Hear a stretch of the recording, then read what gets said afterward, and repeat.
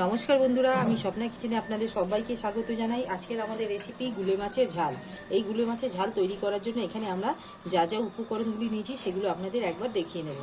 এখানে আমরা 500 গ্রাম গুলে মাছ নিয়েছি, ভালো করে পরিষ্কার করে ছাড়িয়ে ধুয়ে নিয়েছি। এখানে প্রথমে আমরা একটা প্যান নিয়েছি, গ্যাসের ওভেনটা এখানে আমরা অন করে নেব। এখানে আমাদের প্যানটা গরম হয়ে গেছে, এখানে আমরা মাছটা ভাজার জন্য এখানে তেলটা দিয়ে দিলাম।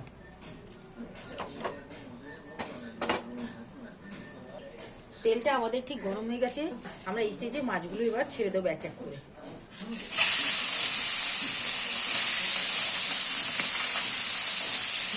মাছগুলো এইভাবে আমরা উল্টে পাল্টে হালকা লাল করে ভেজে তুলে নেব।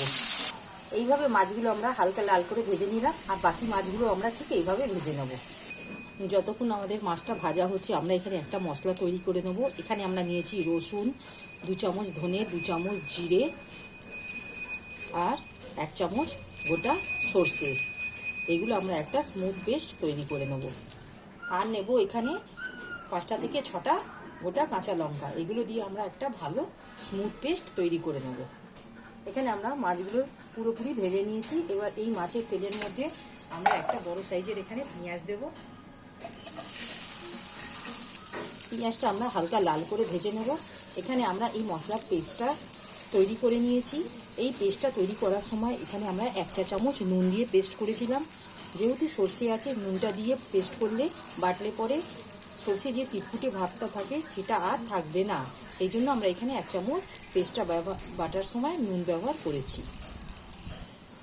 এই পেঁয়াজটা ঠিক আমাদের লাল ভাজা হয়ে গেছে। এখানে আমরা একটা টমেটোর কুচো দিয়ে দেবো। এখানে এই স্টেজে আমরা এখানে 1 চা চামচ নুন দিয়ে দেবো। টমেটোটা যাতে তাড়াতাড়ি গলে যায় সেই জন্য আমরা এখানে 1 চামচ আন্দাজ করে নুনটা দিয়ে দিলাম।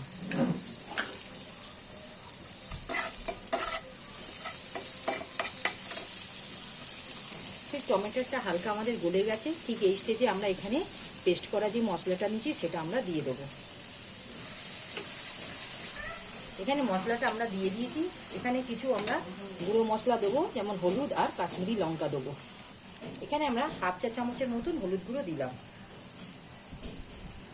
কালারের জন্য আমরা এখানে 1/2 চামচ এখানে কাশ্মীরি লঙ্কা গুঁড়ো দিলাম।